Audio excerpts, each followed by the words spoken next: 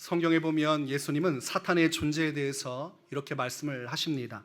누가복음 10장 18절에 이르기를 예수께서 이르시되 사탄이 하늘로부터 번개와 같이 떨어지는 것을 내가 보았노라 라고 말씀을 하고 있습니다. 사탄의 권세가 하늘에서 추락하는 것을 예수님이 보셨다고 말씀을 합니다. 사탄은 하나님을 섬기는 천사가 타락해서 하나님의 보좌에 앉으려고 하다가 주님의 심판으로 이 땅에 떨어진 존재입니다. 사탄과 그의 수하들 천사의 영광에서 벗어나 이 세상에서 타락한 영으로서 악한 일들을 시작했습니다. 번개같이 떨어진 그들이 이 인간 세계 속으로 하나님의 역사를 회방하는 반역사적인 일들을 지금까지 이루어왔다고 성경은 말씀을 합니다. 사탄의 출현에 대해서 성경은 창세기에 기록을 하고 있습니다. 사탄이 뱀의 형상과 같이 인간 세상 속에 나와 하나님이 창조하신 만물 속에 아담과 하와에게 다가와 그들을 미혹하였고 그들로 하여금 죄짓게 만들었다고 성경은 말씀을 하고 있습니다. 창세기 3장 1절에 기록하기를 그런데 뱀은 여호와 하나님이 지으신 들짐승 중에 가장 간교하니라. 뱀이 여자에게 물어 이르되 하나님이 참으로 너희에게 동산 모든 나무의 열매를 먹지 말라 하시더냐. 뱀은 곧 사탄을 의미합니다. 뱀, 용, 사탄, 성경은 동일하게 그 의미를 전하고 있습니다. 뱀이 다가와서 사탄이 다가와서 여자에게 묻는 거예요. 하나님께서 이 동산 안에 있는 것들 그 과실을 먹지 말라고 말씀하셨느냐? 라고 질문을 하자 여자가 이렇게 대답합니다. 하나님이 참으로 너희에게 그리고 이렇게 대답합니다. 창세기 3장 2절에서 3절에 동산나무의 열매를 우리가 먹을 수 있으나 동산 중앙에 있는 나무의 열매는 하나님의 말씀에 너희는 먹지도 말고 만지지도 말라 너희가 죽을까 하노라 하셨느니라. 이렇게 솔직하게 대답을 해줍니다. 동산 안에 있는 모든 것들을 하나님이 먹게 하셨지만 유독 한 가지 동산 중앙에 있는 나무의 열매만큼은 먹지 말라 하셨다. 이렇게 전하고 있어요. 그리고 그것을 먹으면 하나님은 우리에게 죽을까 하노라. 즉 무슨 말입니까? 그것 먹으면 너희 죽으니까 절대로 그것만큼은 먹지 말라고 하셨다고 이야기를 합니다. 하와는, 이 여인은 자신이 들은 것을 있는 그대로 얘기했어요. 그러자 뱀이 하나님이 말씀하신 그 말씀을 비틀어버리기 시작합니다. 창세기 3장 4절과 5절에 이렇게 기록합니다. 뱀이 여자에게 이르되 너희가 결코 죽지 아니하리라. 너희가 그것을 먹는 날에는 너희 눈이 밝아져 하나님과 같이 되어 선악을 알 줄 하나님이 아심이니라. 여러분, 이 말씀은 무슨 말씀이에요? 하나님이 지금 거짓말을 하고 있다는 겁니다. 그거 먹어도 죽는 것이 아니라 오히려 너희의 눈이 밝아져서 하나님과 같이 될 것을 주께서 걱정하여 너희가 하나님처럼 되지 않기를 원하여 너희에게 거짓말로 그건 먹지 말라고 하신 것이라고 속이고 있는 것입니다. 여러분, 무엇을 하고 있어요? 하나님과 사람 사이의 화평의 날들이 열렸고 주님과 함께하는 평화의 날들이 열렸는데 뱀은 그 속에서 이간질을 하는 것입니다. 하나님의 말씀을 있는 그대로 전하지 않고 왜곡하기 시작했어요. 그 핵심이 하나님과 같이 돼요. 이 선악과를 먹으면 너희는 하나님과 같이 될 것이다. 여러분, 진실입니까? 거짓입니까? 마귀는 입만 열면 거짓을 말합니다. 처음에는 진실을 말하는 것처럼 보여도 그 결국은 거짓이에요. 그래서 마귀의 말을 들으면 안 됩니다. 그런데 참 신기한 것은 처음에는 하나님의 말씀을 있는 그대로 받아들였는데 사탄이 하는 이야기를 듣다 보니까 마음이 흔들리기 시작해요. 창세기 3장 6절에 이렇게 기록을 하고 있습니다. 여자가 그 나무를 본즉 먹음직도 하고 보암직도 하고 지혜롭게 할 만큼 탐스럽기도 한 나무인지라 여자가 그 열매를 따먹고 자기와 함께 있는 남편에게도 주매 그도 먹은지라 라고 기록을 하고 있습니다. 그냥 처음에는 무심코 신경 쓰지 않았어요. 먹으면 죽는다고 하니까 아예 안중에도 없었습니다. 그런데 사탄이 와서 저것 먹으면 하나님처럼 된다는 얘기를 하고 그리고 나서 그 선악을 알게 하는 과실을 보니까 정말로 먹음직도 하고 보암직도 하고 탐스러워서 저거 한 입 먹으면 정말 하나님처럼 될 것처럼 여겨지기 시작했어요. 그래서 하와가 먼저 먹었고 그리고 그것을 남편에게 주었습니다. 그리고 그들은 그 즉시 어떻게 되었어요? 하나님처럼 되었습니까? 여러분, 사탄은 미혹을 하지만 그 결과에 대해서 책임을 져주지 않아요. 사탄은 뒤로 싹 빠졌고 이제 아담과 하와가 하나님 앞에 범죄를 하게 되었고 그들은 하나님처럼 된 것이 아니라 오히려 눈이 밝아져 자기의 벗은 것을 알고 자기들의 몸을 가리기에 급급했습니다. 그리고 죄책감에 휩싸여서 하나님께서 동산 안에 거니실 때 그분을 피해서 숨기 시작했어요. 결과적으로 뱀하고 사탄하고 아담과 하와는 구별되어 있었고 사탄은 주님의 저주를 받아 심판받을 존재였고 그리고 하나님께서 인정치 않은 존재였지만 아담과 하와는 주님의 사랑을 받는 존재였어요. 그러나 사탄의 이야기를 듣고 그 말에 따른 순간 어떻게 됐습니까? 뱀하고 사탄하고 이 아담과 하와가 운명 공동체가 되었습니다. 밀접하게 관계를 맺기 시작했어요. 그들은 모두 하나님을 피하기 시작했고 하나님 앞에서 범죄자가 되고 말았습니다. 그래서 어떻게 됐습니까? 결과적으로 성경은 뱀은 저주를 받아 배로 다니게 되었고 흙을 먹을 수밖에 없게 되었다. 그리고 여자는 그때부터 해산의 고통을 겪어야 했고 남자는 저주를 받아서 일평생 일구어지지도 않는 그 땅을 일구어서 노동의 고통을 해야만 먹을 것을 얻을 수 있는 날들이 열려지게 되었습니다. 평탄한 길이 있었는데 하나님과 화목하고 함께하고 그 모든 것들이 풍족한 에덴의 동산에서 모든 것을 얻을 수 있었지만 지금 누구의 말을 들으면서 문제가 됐습니까?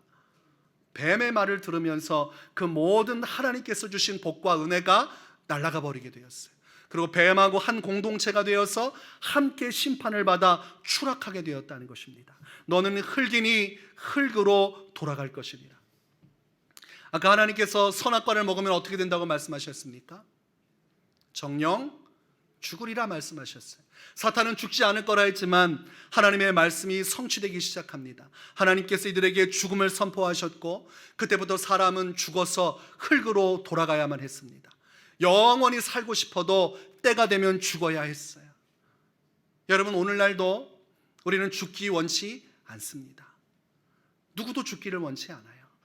인생 속에 사랑하는 사람들과 함께하고 가능하다면 평생 동안 영원토록 이곳에서 이 땅에서 살고 싶은 마음이 기본적인 사람의 마음입니다. 그러나 뱀의 말을 듣고 하나님의 말씀을 어긴 순간 이 죄로 인해서 사망이 들어왔고 그래서 아담과 하와는 죽음을 맞이할 수밖에 없었어요.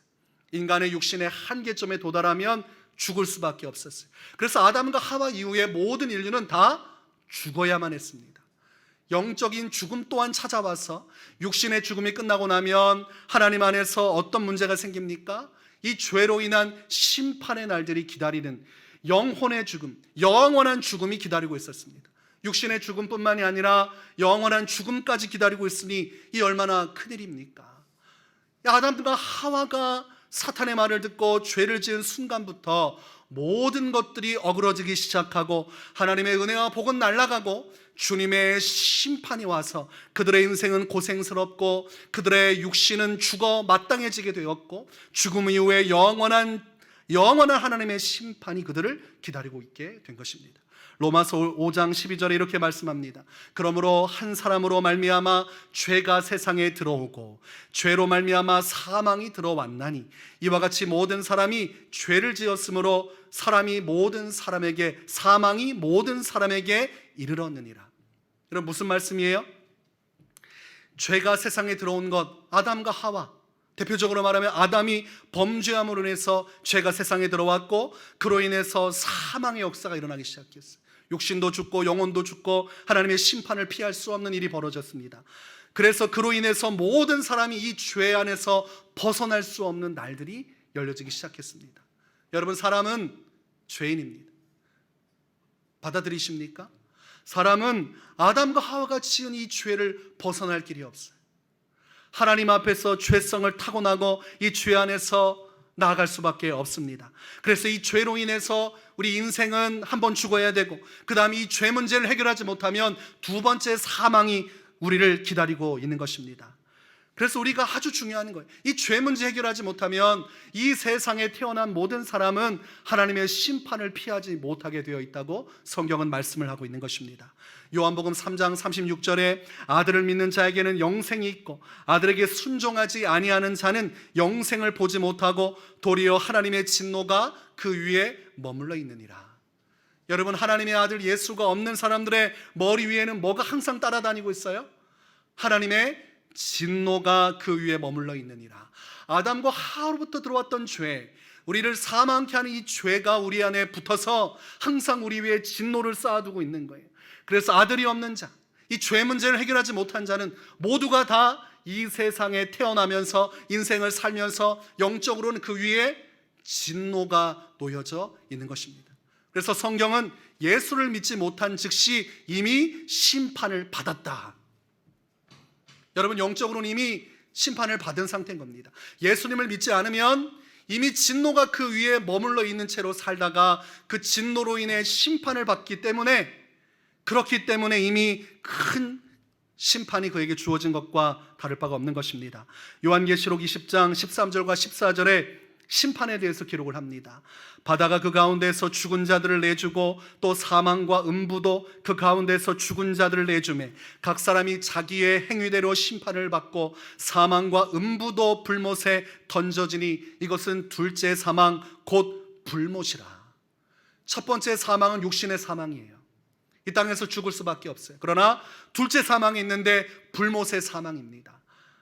아들 예수 그리스도가 없는 자들은 그 진노 위에 살다가 나중에 모든 것이 드러나는 날, 하나님 앞에 서게 되는 날, 자신의 행위를 따라 그 죄 문제로 인해서 사망과 음부와 같이 불못에 던져져 영원한 고통을 받게 되리라고 성경은 말씀을 하고 있습니다. 로마서 6장 2절 23절에 죄의 삭은 사망이요라고 말씀합니다. 여러분, 우리는 이 죄 문제를 해결하지 못하면 이 땅에서 한 번 죽고 두 번째로 영원한 불못 안에서 영원히 죽어야만 하는 것입니다. 얼마나 무서운 것입니까? 사람이 자신의 실체를 알게 되고 자신의 결국을 알게 되면 오열하게 되어 있습니다. 내가 죄인됨을 알게 되면 절망 속에서 오열하게 되어 있어요. 여러분, 오늘 이 창세기 말씀 속에서 사탄이 찾아와서 뱀으로서 아담과 하와를 미혹을 합니다. 왜 그랬을까요? 왜 굳이 아담과 하와 잘 살고 있는데 찾아와서 왜 하나님 말씀을 비틀어서 그 말씀대로 살지 못하게 만들었을까요?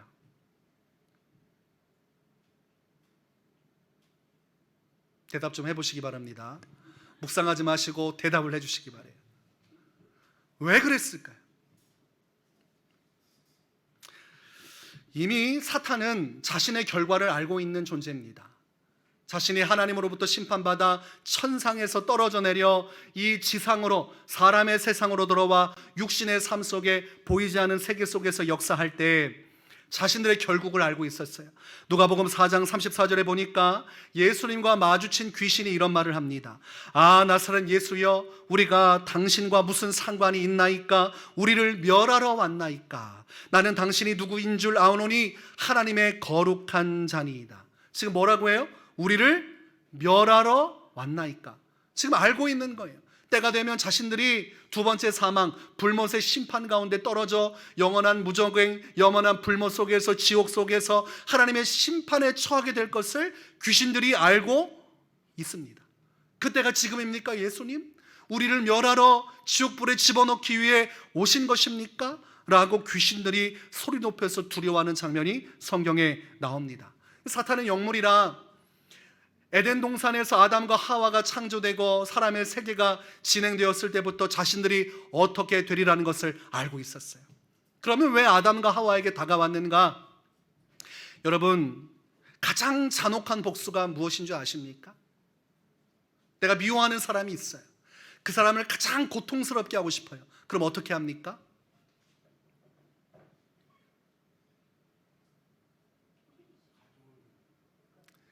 사랑하는 사람을 괴롭히지요. 가장 나쁜 사람들은 자기가 미워하는 사람이 있으면 그 사람이 사랑하는 것들을 다 부수어냅니다. 사람을 죽이든지 납치하든지 아니면 그의 모든 사랑하는 물건들을 다 훔쳐내든지 그 사람이 가장 아끼는 것을 파괴시킴으로써 그 사람의 절망과 고통을 보며 즐거워하는 거예요. 오늘 이 사단이 왜 아담과 하와에게 다가와서 죄를 짓게 만들었는가? 하나님이 가장 사랑하는 존재, 하나님이 마지막 날 창조하시고 기뻐하셨던, 영원히 하나님을 찬송하고 영원한 사귐 있게 하기 위해 에덴 동산에 거하게 했던 그들, 하나님의 마음에 가장 큰 소망이요 기쁨이 된 그들을 멸망시키고 파괴시키면 하나님을 고통스럽게 할 수 있기 때문입니다. 그래서 이들에게 다가가서 이들을 죄짓게 만들었어요. 하나님이 하지 말라고 하는 것, 죽으리라고 하는 것을 어떻게든 어기게 만들었고, 그리하여 자기도 고통받았지만 아담과 하와가 하나님의 심판으로 인해 죽음에 처하고 하나님의 멸망에 처하게 하는 것을 보면서 기뻐했다고 우리는 알아야 하는 것입니다. 그러면 사단이 얼마나 악한 존재입니까? 하나님으로부터는 이제 문제가 생겼어요. 사랑하는 아담과 하와가 범죄해서 죄가 들어왔고, 그로 인해서 그들은 하나님이 명하신 바 공의로운 선언에 의해서 죽어야만 했어요. 그들의 육신도 죽지만 영혼도 죄로 인해 죽을 수밖에 없는 상황이 놓여지게 된 것입니다. 그럼 하나님은 고민할 수밖에 없습니다. 그러면 나의 공의를 따라 이들을 다 멸망시키고 이후에 아담과 후손들은 모두 다 죄인이 되어서 영원한 지옥 심판으로 그들을 끌고 들어갈 것인가? 하나님은 그렇게 할 수가 없는 것입니다. 여러분의 사랑하는 자녀가 있는데 문제가 있어요. 그럼 문제가 있으면 법적으로 처단해서 영원토록 고통받는 하는 게 부모의 마음입니까? 어떻게든 그 죄값을 받아서 살게끔 하게 하고 싶지 않습니까?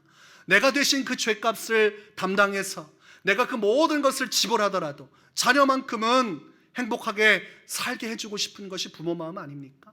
아담과 하와가 범죄했어요.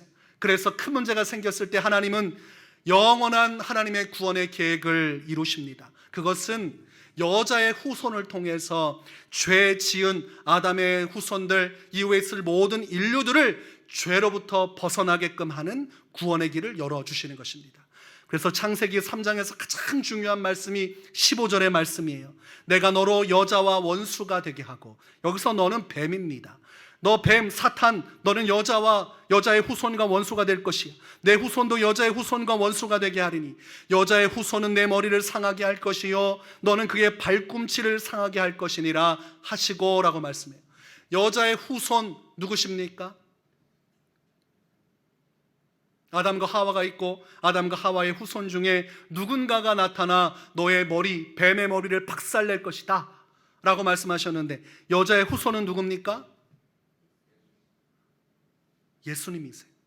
여자의 후손, 곧 이 당시 창세기 시절에서는 예수님에 대해서 분명히 정확하게 다 기록을 하고 있지는 않습니다. 그러나 오늘 창세기 3장에서는 여자의 후손 중에 누군가가 너의 머리를 상하게 할 것이다. 그것이 바로 예수님이에요. 예수님은 창세기 때 벌어진 이 죄의 문제, 사망의 문제를 해결하기 위해서 하나님의 약속을 따라, 언약을 따라 오셨습니다. 그래서 성경은 예수 그리스도의 오심에 대해서 기록을 하고 있는 것이, 예수 그리스도께서 어떻게 해서 이 땅에 오셨는가? 예수님께서 여자의 후손이 어떻게 해서 뱀의 권세를 깨뜨리고 뱀이 죄를 짓게 해서 그 죄로 인해 죽을 수밖에 없는 심판으로부터 인간을 구원하기 위해 이 땅에 오셨는가? 그리고 오신 예수님은 무슨 일을 이루셨는가를 성경은 기록을 하고 있는 것입니다. 예수님의 구원의 역사가 성경에 다 담겨져 있어요. 그리고 한쪽에는 무엇이 기록되어 있습니까? 오늘 말씀에 기록된 것처럼 너는 여자의 후손의 발꿈치를 물게 될 것이다. 여자의 후손은 뱀의 머리를 짓눌러서 박멸하고, 그리고 뱀의 역사는 끊임없이 여자의 후손이 이루는 구원의 역사를 회방하는, 발꿈치를 무는 역사를 계속해서 이루어가는 것이 성경의 역사입니다.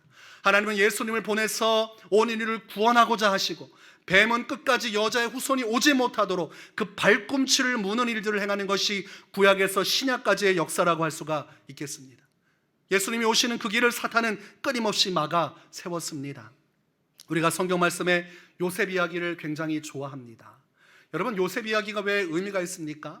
그 사람 자체가 하나님 앞에서 믿음과 꿈을 가진 사람으로서 그 꿈의 성취, 하나님의 언약이 성취되는 것을 나타내는 것도 참 중요하지만, 무엇보다 우리가 예수 그리스도, 여자의 후손이 이 땅에 오셔서 사람의 죄의 문제를 해결코자 하는 구원의 길이라는 관점에서 봤을 때, 여러분, 요셉이 노예가 되어서 이집트에 먼저 팔렸기 때문에, 그곳에서 총리가 되었기 때문에 자신의 아버지 야곱과 그의 형제들, 함께했던 모든 사람들이 가뭄 속에서 생명을 얻고 그들이 살아 생존함으로써 하나님의 언약의 역사는 예수 그리스도의 오심의 역사는 멈춤이 없이 흘러가기 시작한 것입니다.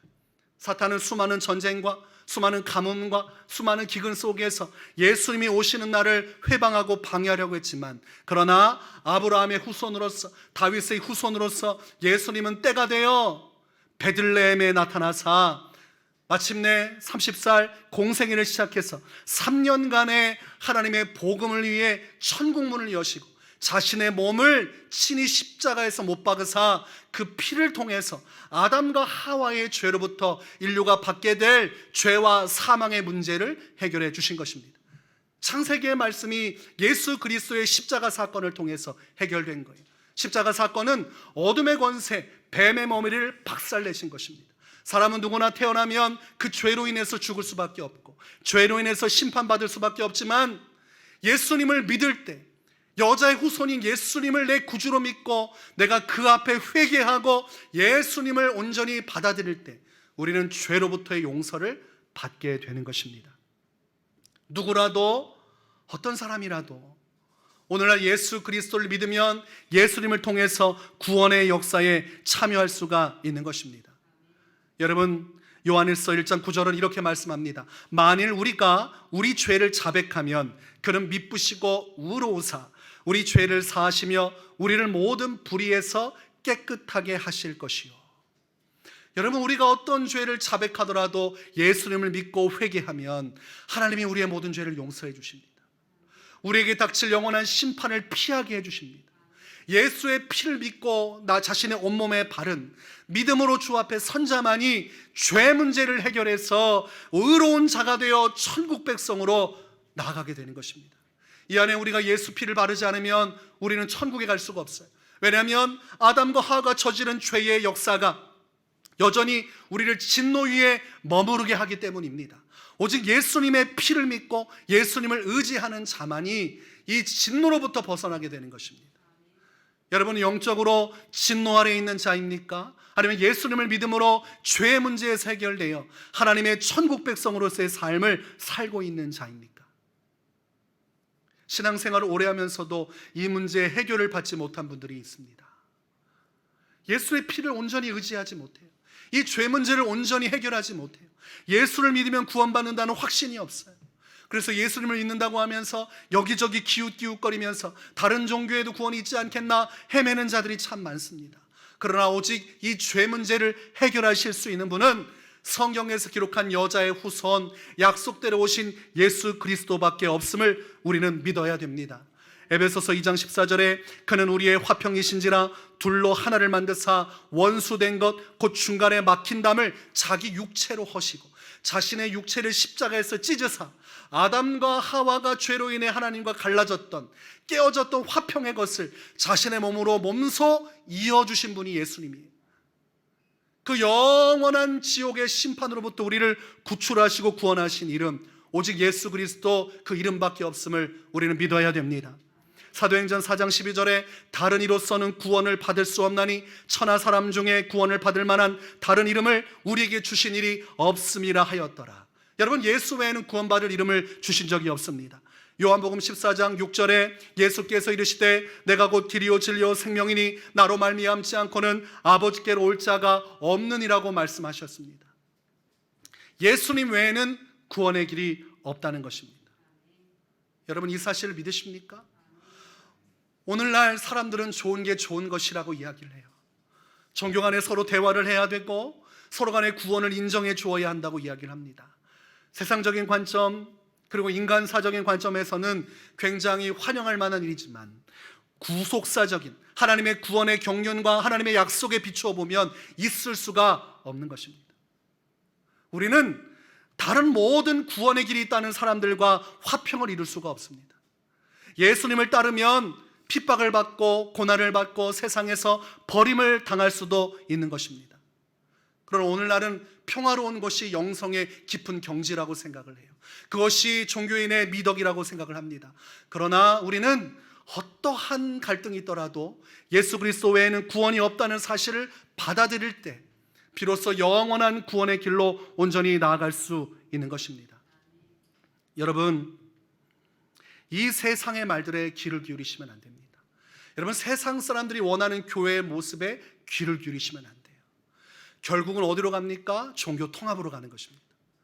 세상이 환호하고 기뻐하고 원하는 종교인의 모습은 종교 통합으로 가는 수밖에 없습니다. 그래서 세상 사람들이 원하는 종교인으로서 나를 비추어 보면 반드시 그것이 굉장히 매너가 있고 굉장히 품위가 있는 것처럼 보이지만 결과적으로는 덫이되어 한 영혼의 구원의 길을 막아버리게 될 것입니다. 사람들이 아무리 비난하고 욕해도 오직 예수 그리스도에는 구원의 길이 없으며 하나님의 말씀을 따라 순종하는 자만이 천국의 길로 갈 수 있다는 하나님 중심, 말씀 중심의 신앙을 갖는 자만이, 예수 그리스도의 십자가 복음의 중심을 가지고 살아가는 자만이 천국의 문을 열고 하나님과 영원한 화평의 날을 얻게 될 것입니다. 여러분, 복음 전하는 것 사람들이 좋아합니까? 싫어합니까? 싫어하지요? 네, 밥 먹자고 하면 좋아하는데 교회 가자고 하면 싫어합니다. 우리가 영화관 가서 재밌는 거 보자고 하면 좋아하는데 교회 가서 예배 가자고 하면 싫어해요. 그래서 싫어하니까 자꾸 교회 가자는 얘기를 못합니다. 그러나 그럼에도 불구하고 복음을 전하면 아주 유익한 것이 있습니다. 복음을 전할 때는 믿지 못하지요. 그리고 세상적인 생각에 가득하고 먹고 사는 문제도 힘들어하고 자녀 문제, 인생의 문제, 그 많은 문제 때문에 버거우니 교회 가자고 해도 별로 관심이 없어요. 그러나 그럼에도 불구하고 사랑하는 마음으로 부르면 그 관계 속에서 이 예배의 자리로 옵니다. 저도 그런 일들을 많이 했어요. 불러내고 함께 예배하자고 합니다. 처음에는 아무 생각 없이 와요. 그러나 그들 중에 예수 그리스도의 복음을 받아들인 사람은 모든 것이 변화돼요. 그 순간부터 인생의 주인이 예수님이 되고, 전에는 예수님을 믿지 않고 내 멋대로 살았지만 예수님을 사랑해서, 예수님이 나를 위해 십자가에서 죽으신 이 복음이 너무 감격해서, 나를 뱀의 사탄의 역사, 이 죄의 역사로부터 구원해 주신 그 은혜가 너무 감사해서 기뻐 어쩔 줄을 몰라요. 그래서 제가 복음을 전하고 예수 믿은 사람들이 결과적으로 한 말이 있습니다. 너무 고맙다는 거예요. 너무 고맙다는 거예요. 제가 복음을 전한 사람이 예수를 믿고 그 사람이 한 명의 선한 신앙인이 되어서 교회를 세워나가는 모습을 볼 때마다 그것이 제 안에 큰 기쁨이 되었습니다. 그리고 예수 믿은 사람 중에 누구도 후회하지 않아요. 왜 나를 예수 믿게 했는가 원망하지 않습니다. 예수를 정말 만나면 내가 구원받았음에 의해서 감사할 수밖에 없기 때문입니다. 오늘날 사탄은 끊임없이 우리를 유혹하고 미혹합니다. 창세부터 지금까지 사탄은 하나님의 역사를 회방하고 하나님을 가슴 아프게 하기 위해서 하나님이 사랑하는 사람들에게 찾아가 이 세상이 전부라고 말을 하고, 너희는 이 세상에서 죽으면 끝이라고 말을 합니다. 그러나 여러분, 죽음은 끝이 아닙니다. 영원한 세계가 있고 하나님의 나라가 있고 또한 영원한 불못의 심판도 기다리고 있는 것입니다. 오직 오늘 우리가 이 영적인 눈을 들어서 예수님을 구주로 영접하고 우리를 부르시는 예수님의 음성을 따라 그분 앞에 나아가면 우리는 모든 죄짐에서 자유로워집니다. 세상의 근심과 걱정에서 자유로워집니다. 왜냐하면 우리의 구원자 되신 예수님은 우리의 죄의 문제뿐만이 아니라 우리의 인생의 문제, 우리의 영혼의 문제, 우리의 삶의 모든 문제도 해결해 주시는 분이시기 때문입니다. 오늘 본문에서 이렇게 말씀을 합니다. 수고하고 무거운 짐진 자들아 다 내게로 오라. 내가 너희를 쉬게 하리라. 나는 마음이 온유하고 겸손하니 내 멍에를 메고 내게 배우라. 그리하면 너희 마음이 쉼을 얻으리니 이는 내 멍에는 쉽고 내 짐은 가벼움이라 하시니라. 예수님께 나가면 인생의 무거운 짐을 주님이 대신 져주십니다. 예수님께 나가면 우리가 죽을 수밖에 없는 이 죄짐을 예수님이 십자가에서 끌어안아 주사 자신의 육체로 이미 해결하셨기에 우리를 자유케 하시고 우리에게 진정한 평안과 안식을 주시는 것입니다. 우리의 인생 가운데 우리는 누구에게로 가야겠습니까? 우리는 누구에게로 가야 됩니까? 우리 인생은 아무리 어렵고 힘들어도 누구만은 붙들어야겠습니까? 여러분, 예수님밖에 없는 것입니다. 환난이 오고 핍박이 오고 인생에 수많은 우여곡절이 와도 여러분, 예수님만 붙들면 그분께서 우리 인생을 책임져 주십니다. 아무리 고통스러워도 힘들어도 예수님만 붙들고 가면 그 길 뒤에는 천국의 문이 열려지게 되는 것입니다. 여러분, 이 세상의 무거운 죄의 짐, 세상의 근심된 짐, 그거 메고 가다가 일평생 노예처럼 살다가 마지막 죽음 앞에서 허망한 인생이 되지 마시고 예수님 따라 살다가 구원도 받고 천국의 영광도 경험하고, 그리고 이 땅에서 주님의 보호하심과 인도하심도 경험하고, 마침내 죽음의 그 한 자락을 넘어서 아무도 나를 어떻게 해줄 수 없는 죽음 앞에서 나 혼자 존재하는 그때에 여러분, 예수님께서 나타나셔서 여러분의 손을 붙들고 천국으로 이끌어 가실 것입니다. 그 마지막 죽음의 관문을 통과해서 이 세상의 모든 사람과 이별하는 날, 여러분을 맞이해 줄 수 있는 유일한 사람 누구십니까? 예수님. 유일하신 하나님이요 유일하신 참 사람이 되시는 예수님, 여러분을 사랑하셔서 십자가 지고 죽으시고 부활하시고 하나님 보좌 우편에 계신 예수님만이 여러분을 죽음의 늪에서 건져내서 둘째 사망의 길에서 벗어나 천국으로 가는 길을 열어주실 것입니다. 한번 따라서 해보겠습니다. 예수님을 믿으면 구원을 받습니다. 저는 예수님만 믿고 따르겠습니다. 모든 것을 다 잃는다 해도 예수님의 뒤만 따라가겠습니다. 오직 그냥 한 겁니다. 오늘 예수님은 우리를 부르십니다. 내게로 오라. 수고하고 무거운 짐진 자들아, 죄짐을 가지고 내게로 오라. 세상의 염려와 근심을 가진 자들아, 모두 내게로 오라. 우리가 오늘부터 예수님을 구주로 영접하고 그분만을 위해 살아가면 하나님은 영원토록 우리와 함께 하실 것입니다. 이런 은혜와 축복이 함께 하시기를 주의 이름으로 축원합니다.